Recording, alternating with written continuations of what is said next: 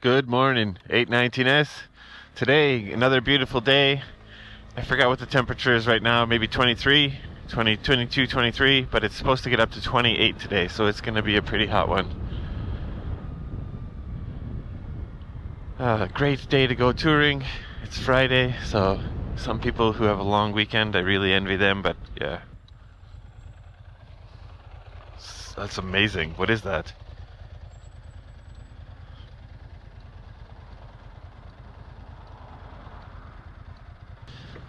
Wow, that was cool. So today, I want to talk about touring a little bit more. So yesterday, the main topic was more or less planning and flexibility, right? So if you have a good plan and you're willing to make a few changes, I think you're going to have a really great time touring. Obviously, these are my opinions, and this is how I typically do things. Everyone has their own idea of what they like, but this is just my take. Today, continuing that topic of planning and touring in general, is what you need to do. So I think one of the really important things is to prepare your bike. That one is something I think a lot of people overlook. They typically feel if they ride their bike a lot, like I do, that they know the condition and the state of their bike at any point, and therefore they don't need to do any explicit checks of anything. I was like that in the past. And fortunately, even with checks, I've never really come across a situation where I had any problems. My recommendation is typically to do a once-over of the whole bike, and the farther you're going, or the longer the touring trip is, the longer your day trip is, or the longer your trip in general. Why do I say day trip? The longer your trip is, the more detailed of an inspection you should do. And I think the first step is definitely tires. Check your tires for wear, check your tires for air pressure. Make sure you understand what the air pressure should be and that it's at the right pressure for your ride. Of course, as you're riding, you can stop at gas stations. They have a really unique thing to fill the tires with air in most Japanese gas stations. In the States, I think it would be an air compressor in most cases. In Japan, there's like a little silver ball that has a hose coming off it. The little ball is basically a pressurized air tank. It's from my experience, almost every gas station has this. There are some that have just straight up air compressors, but you need to know your air pressure in different measurements. I believe those little air tanks use bar. But as an American, I'm familiar with PSI. So, of course, if you have your smartphone, you can always just Google what is 28 PSI in bar or something like that, and follow whatever the internet tells you. If you know how to do the conversion, that's definitely okay by yourself. And I think even better, knowing it in the local standard is even better. Tires, wear, and pressure. Then check your brakes while you're down by the wheels. If you have a flashlight, you can look inside your disc brakes to see how much is left on the brake pads. If you have drum brakes, just making sure the adjustment is done right. And typically, before I leave, I'll kind of roll and give a really good tug on the brake handles, brake levers, just to make sure the brake feel is what I expect it to be. Make sure that everything is functioning properly. I try to wiggle the handlebars a little bit to make sure the bearings in the head are not so loose. Oh, cool. Make sure everything's kind of adjusted right. Do a once-over, looking at all the parts, making sure there's nothing that's loose or something like that. Make sure your oil is topped off. Make sure your coolant is topped off. General once-over on the bike. Checking bolts by hand is, I think, enough. If you find something that's loose, there's going to be a more serious problem than that. So if you do find things that are loose by hand, you might be in a little bit of trouble. But yeah, I think that is a way to ensure that you're going to be okay on the way to your destination. There are places that you can stop along the way, but the deeper into the countryside you get, especially with the shrinking population in Japan, the fewer and fewer services that are available. So that little preparation beforehand goes a long way. Another one is I like to carry a toolkit with me every time, everywhere. I don't have it in this bike right now, but I typically have my toolkit. My toolkit is in like a little blue pouch, zipper pouch. It's made of a durable material for tools so that the screwdrivers don't really puncture it or anything like that. I carry the toolkit in this bike. I carry it in Vivi, and I carry it with Lucy in my CRF. Just to make sure that if anything should happen at any point, I always have the tools available. Fortunately, I haven't needed the tools for myself too much, but I have lent the tools out to somebody else during a ride several times. One guy specifically was in the middle of the mountains, and he needed to readjust his chain. I don't know the exact situation. I left the tools to him and let him do it by himself. Because he seemed to know what he was doing. His chain became loose as he was riding, or maybe he didn't check it before the ride. So, yeah. If you know how to fix things and the other person doesn't, I think whether you put your hands on someone else's bike or not is going to be a personal decision. I personally don't like to. I'm American, and I feel like we consider liability a lot. If you were to do some kind of repair and then later down the road it broke or something else broke, that person might hold you responsible for it. So personally, I can provide tools to you and you can fix it by yourself. If you really don't have the skills and you're really stuck, I might confirm, look, I'm not a professional. Do you want me to do what I know how to do or no? But yeah, make sure you have some tools with you. My CRF is great because it came with a more or less complete toolkit. I'm able to do most things that I need to with the toolkit that comes with the CRF. But I bring an extra toolkit with me anyways, just because I want to make sure that I have a little bit higher quality tools than the standard Honda toolkit. Another thing is, if you're planning on going really far away and using the highway, you need your ETC. ETC is kind of a big topic. ETC is a electronic toll collection. What that means is it's a little sensor that you can put on the front of your bike, and when you go through a toll gate, it will automatically charge your ETC card. ETC card looks like a credit card. It has an IC chip on it. You put it into the ETC card reader, and then when you drive somewhere, it will charge that card that's in the ETC card reader.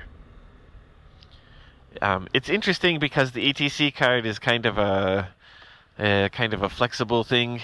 You can put it in your motorcycle, take it out, put it in your car, take it out, put it into a rent-a-car, something like that. So the ETC device itself is not really important, and it doesn't do anything without an ETC card.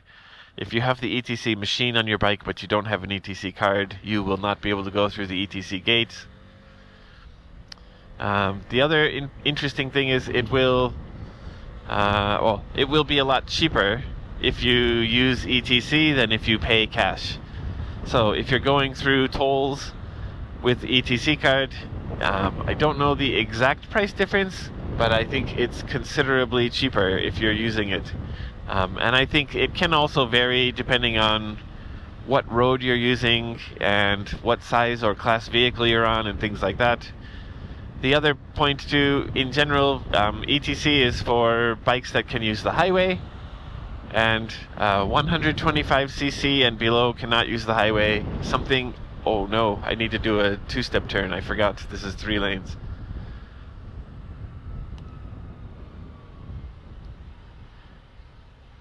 I completely forgot this is 3 lanes, so I need to do what Japanese call Nidankai Usetsu here. That means I have to pull over to that side and then turn around and then straighten back out. This is a 50cc scooter thing only, so if you're on a yellow plate or pink plate scooter, you don't have to do this, but if you're on a white plate scooter, you do. But yeah, I use the highway to go through the Aqua Line. The Aqua Line is a tunnel that goes through the Tokyo Bay that connects Tokyo to Chiba. It's great, and near the Chiba side, more than halfway through, there's something called the Umi Hotaru, the firefly of the sea, or the sea firefly. Umi Hotaru is awesome. It's like a little island. I believe it was used in the construction of the tunnel to give workers a place to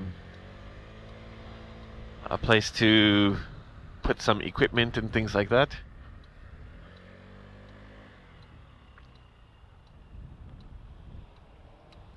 And now it's a kind of sightseeing place. From the Umi Hotaru, you can see Yokohama, and you can see Tokyo, and you can see Chiba. It's actually a pretty nice place to go. To get to Umi Hotaru, you have to use the highway. When you use the highway there, I don't remember the exact price I paid, but I went from like Kawasaki area to a bit into Chiba, not right at the border in both cases. And I want to say I spent like 8,000 yen, which is like $80, and it was way too expensive. I definitely don't want to do that again. But I did hear from somebody that it's like maybe $20 if I had used ETC. It's not first-hand experience. The paying cash is a first-hand experience, but the ETC is not. So if you're going to use the highway, it's definitely good to set an ETC system up on your bike. I don't remember the exact price of an ETC system. They're probably about 25 to 35,000 yen, somewhere in there. They should be installed by someone who understands how the system works. I believe you can do it by yourself. So if you try to install it by yourself, you may have good luck. I think the angle of the sensor, making sure that it's in the right position, is really critical, because when you're pulling up to the ETC sensor area, it needs to be able to send the signal and communicate effectively. And the ETC system also needs to be registered specifically to your bike. So if you put the ETC on your bike and you don't, I believe it's just a postcard, if you don't send in the postcard or contact ETC to say that this is my ETC serial number and this is my license plate number, maybe the system also won't work. My understanding is it's the sensor on the bike, and then a camera is also taking a picture of your license plate at the same time, and if the numbers don't match, you may be rejected. Again, don't take this as gospel, but I did have an ETC on my CRF when I first bought it. It was a Generation 1, so it was like a big, clunky box. I never used it because I didn't want to spend that much money to use the highway.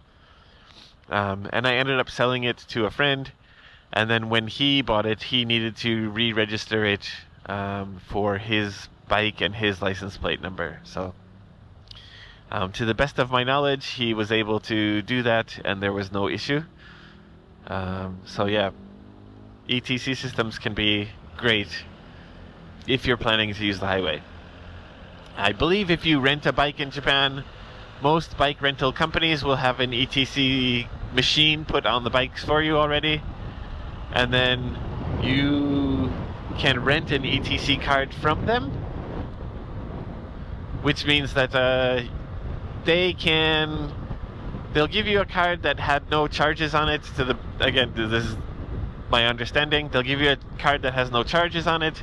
As you're using it, you'll accumulate some charges, and then at the end of the ride, they can log in and they can see how much money you spent through the tolls and then charge you for those tolls, which is good because you don't need to go through the process of registering your own ETC card. I don't think it's difficult, but if you don't have an address in Japan, I think maybe it's a little bit more difficult.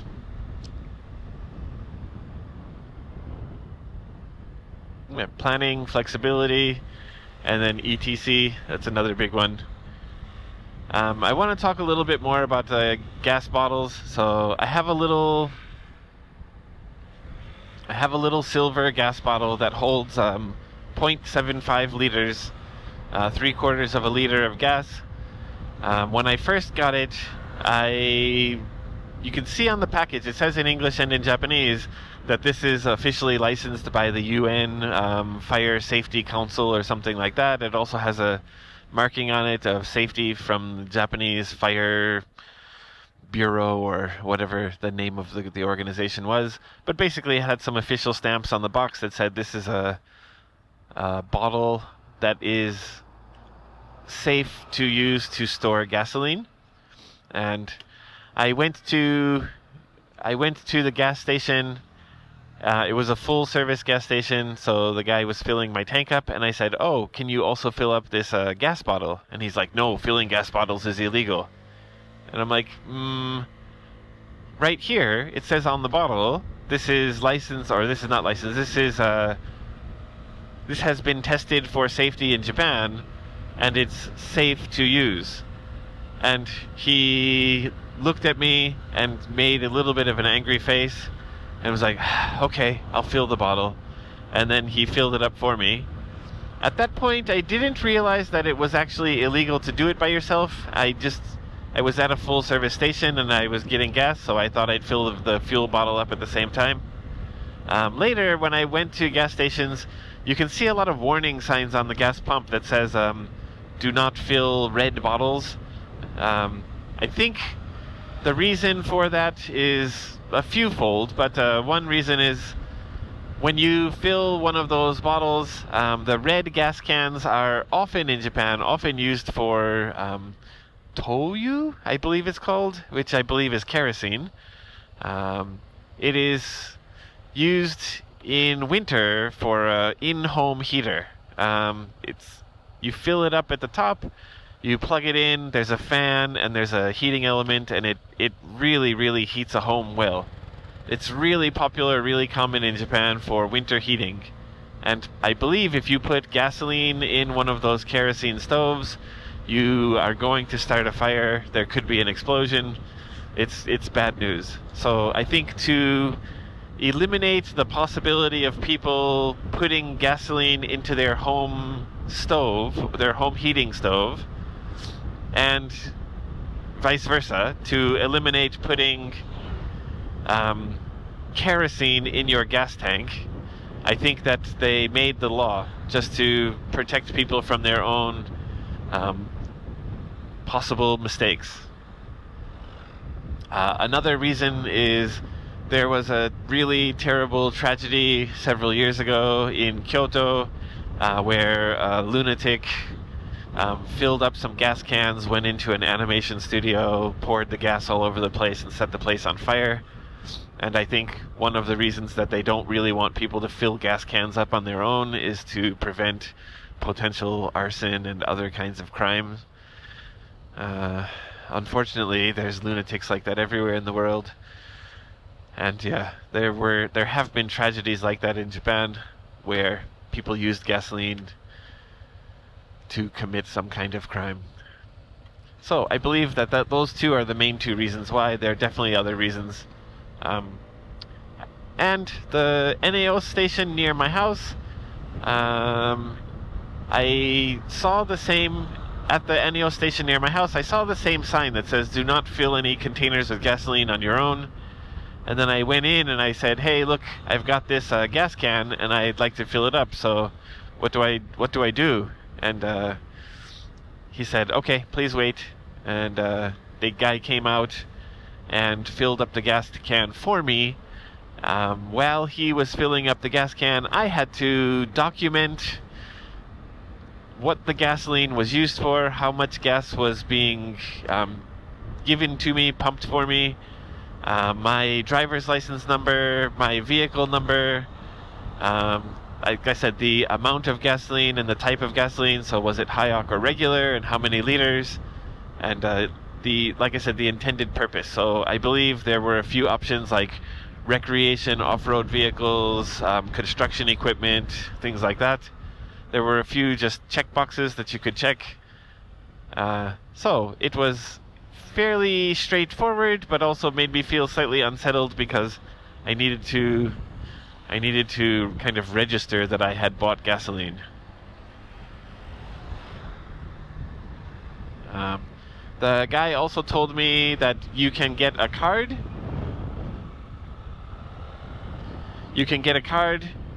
And then when you go there, you just hand them the card, and then you don't need to fill out that form every single time you go there, which I thought was pretty neat. So if you have a construction equipment or farm equipment or something like that, and you need to fill up gas cans frequently, then you can just get the staff, show them your card, they'll fill up your tank, and it's kind of done. I think the staff still document the amount of gasoline that you've pumped and maybe the intended purpose each time, but makes it easier. You don't have to fill out the whole form and give your ID number and stuff like that again and again and again.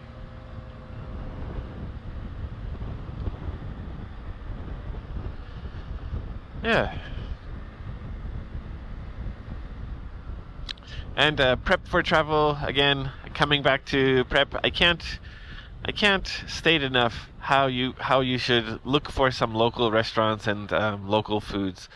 I think that Japanese food really is good, and there are sometimes dramatic differences between food from place to place. So if you're a foodie, you absolutely need to do this. If you're not a foodie, it's still a good idea to know what the local specialties are, and maybe the restaurants that locals eat at, as well as the guidebook restaurants, the ones that are recommended to people who are visiting that town. Yeah, definitely do that kind of prep. And then the last thing is, if you do go touring long distance, wow, look at that thing. It's a cat bus. Make sure you know emergency numbers. In America, we call 911 for general emergencies, for hospitals, for ambulances, for fire, for police. We basically have that one number for most things. Nice maneuver on that scooter to get around that car. Yeah, but in Japan you have two numbers. You have 119 and 110. And in the case where your bike breaks down, you should know who you can call. For example, JAF is probably the safest bet. JAF is JAF, and it's the Japanese or Japan Automotive Federation. It is a organization like AAA in the United States, the Automobile Association of America. They can do towing, they can help with flat tires, they can do some basic roadside maintenance and service to get you on your way. They're really, good system. I don't pay for JAF, I don't have a membership, but I think that if you're in trouble, you can call JAF and you can arrange something with them.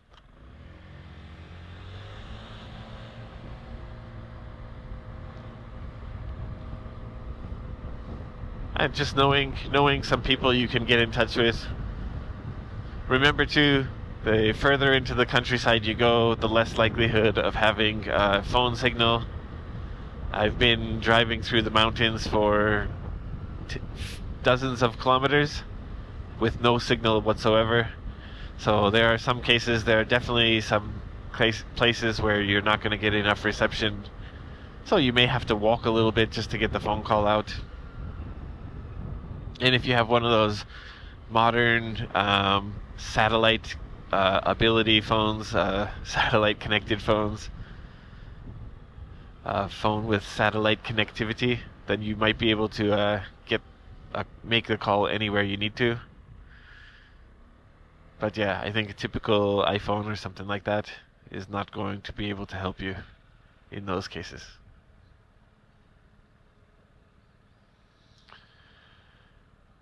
Yeah, I think that's basically all the topics I want to talk about today. And yeah, I hope you can come to Japan and go for a ride. Oh, look, a Snoopy school bus. Snoopy and his friends. Machida Bunka Yochien? Cultural nursery school? Hmm. Yeah, and definitely do a little bit of planning. Make sure you got your ride ready. Make sure you've got your equipment ready. And I think the rental shops don't provide toolkits for the bikes, I believe. And they also have, most of them that I know of, have restrictions on off-road riding. So if you intend to go onto dirt and gravel roads, there may be restrictions on that. I believe those bikes are limited to asphalt and concrete only. So you should keep that in mind too when you're planning your route. If you end up going down some asphalt roads, you may be violating the conditions of the rental. Yeah. They don't want people to wipe out and crash on dirt roads, which is fair. Unless you have a lot of experience with street tires on dirt roads, it's easy to slip and fall. So, yeah. Alright, well, that's it for this one. Thank you guys so much for watching. I'll see you in the next one. Get out there, ride, and definitely ride safe. And please wear gloves. I don't know. My gloves are under my seat. I don't know why I'm not wearing them again. I gotta break the habit of not wearing them. Alright, take it easy, guys.